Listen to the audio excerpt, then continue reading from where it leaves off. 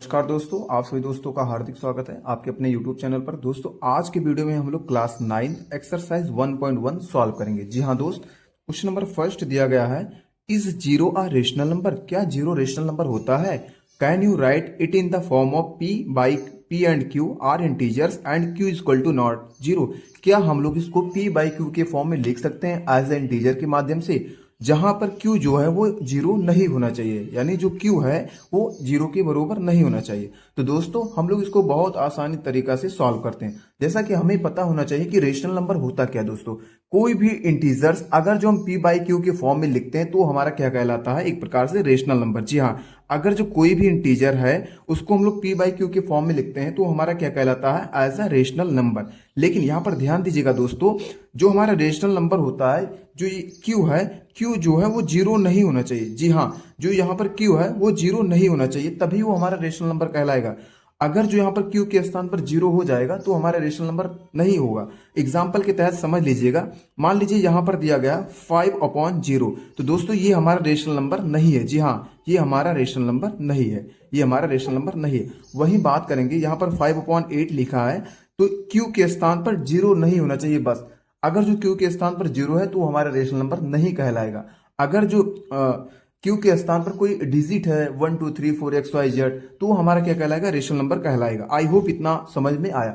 अब बात हम करते हैं कि जीरो हमारा रेशनल नंबर है कि नहीं है। तो दोस्तों जीरो हमारा एक प्रकार से रेशनल नंबर है। जी हाँ, हमारा जीरो जो है वो रेशनल नंबर है। कैसे, इसको समझ लेते हैं।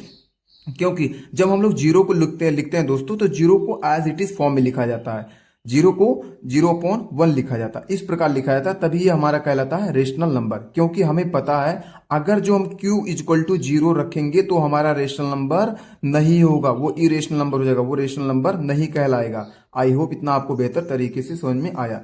अगर जो q इक्वल टू जीरो रखे दोस्तों, q के स्थान पर जीरो रख दिए तो हमारा एक प्रकार से रेशनल नंबर नहीं कहलाएगा। आई होप इतना आपको बेहतर तरीके से समझ में आया। अब हम बात करते हैं दोस्तों क्वेश्चन नंबर सेकंड के बारे में। जी हाँ, यहां पर आपको क्या बताना है, find 6 rational number between 3 and 4। दोस्तों 3 एंड 4 के बीच में जितने भी रेशनल नंबर आते हैं उनको हमें यहाँ पर मेंशन करना है। तो फर्स्ट ऑफ ऑल हम क्या करेंगे दोस्तों, इसको as it is fraction convert करेंगे। जी हाँ, इसको हम लोग फ्रैक्शन में कन्वर्ट कर लेंगे और 10 से डिनोमिनेटर से मल्टीप्लाई कर देंगे। जी हाँ, तो सबसे पहले हम इसको क्या करेंगे, फ्रैक्शन में कन्वर्ट करेंगे। 3 को एज इट इज लिखेंगे 30/10, बहुत मल्टीप्लाई करेंगे दोस्तों डिनोमिनेटर को 10 से, और यहाँ पर लिखेंगे 4 इक्वल टू 40/10।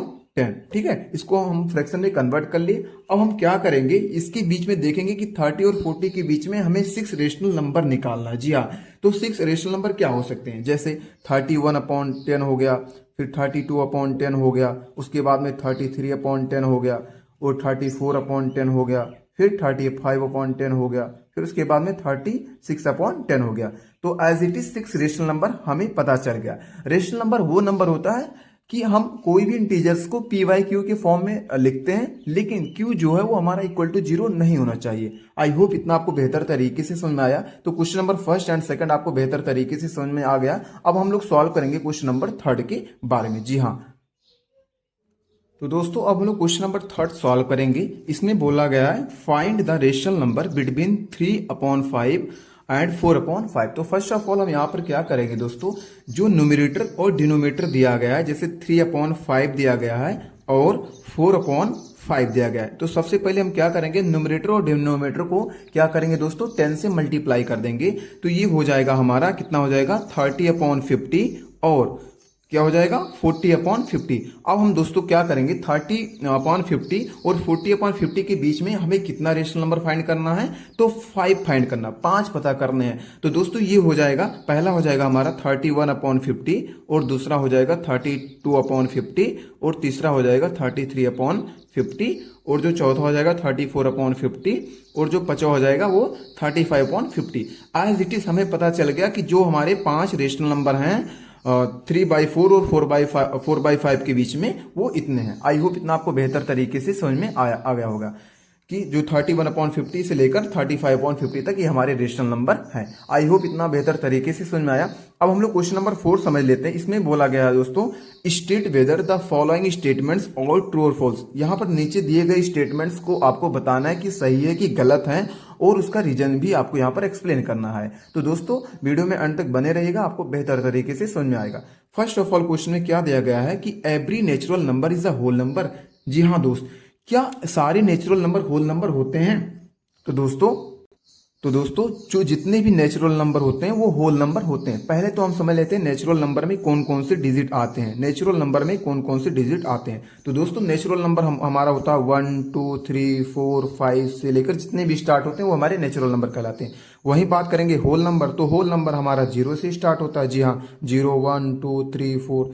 तो जितने भी हमारे नेचुरल नंबर हैं वो होल नंबर में ही आते हैं, इसीलिए हमारा जितना भी नेचुरल नंबर है वो हमारा होल नंबर कहलाता है। यही कारण है। आई होप इतना आपको बेहतर तरीके से समझ में आया। अब हम बात करते हैं दोस्तों, तो यहाँ ऑप्शन नंबर होगा ट्रू। जी हाँ, यहाँ पर होगा ट्रू। अब हम बात करेंगे every integer is a whole number. क्या जितने भी इंटीजर हैं वो हमारे होल नंबर कहलाते हैं? तो दोस्तों इसको हम लोग समझ लेते हैं। तो दोस्तों every integer is a whole number. क्या जितने भी इंटीजर होते हैं होल नंबर होते हैं? नहीं, ये गलत है, ये फॉल्स है। इसका हम लोग रीजन समझ लेते हैं कि ये फॉल्स क्यों है। दोस्तों ये ऑप्शन नंबर फॉल्स है।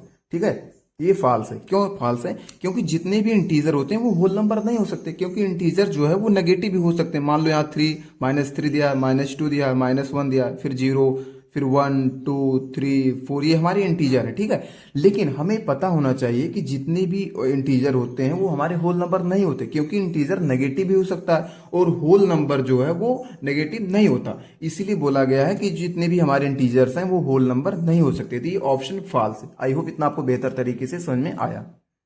तो दोस्तों क्वेश्चन नंबर 3 में बोला गया है every rational number is a whole number.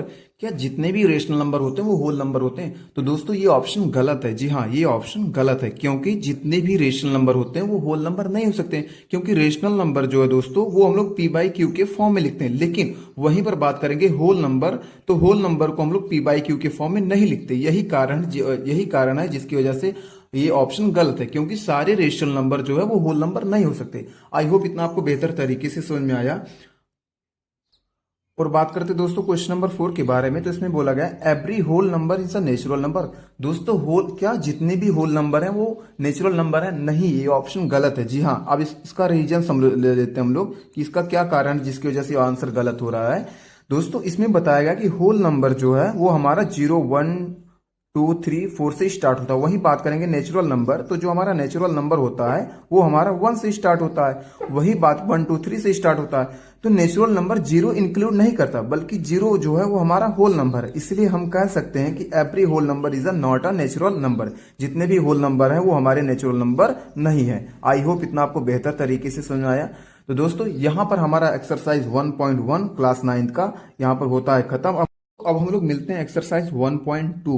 जी हाँ, तो आई होप ये वीडियो आपको बेहतर तरीके से समझ में आया होगा। एक्सरसाइज 1.1। तो मिलते हैं अगले नेक्स्ट वीडियो में, तब तक के लिए all the very best. Thank you.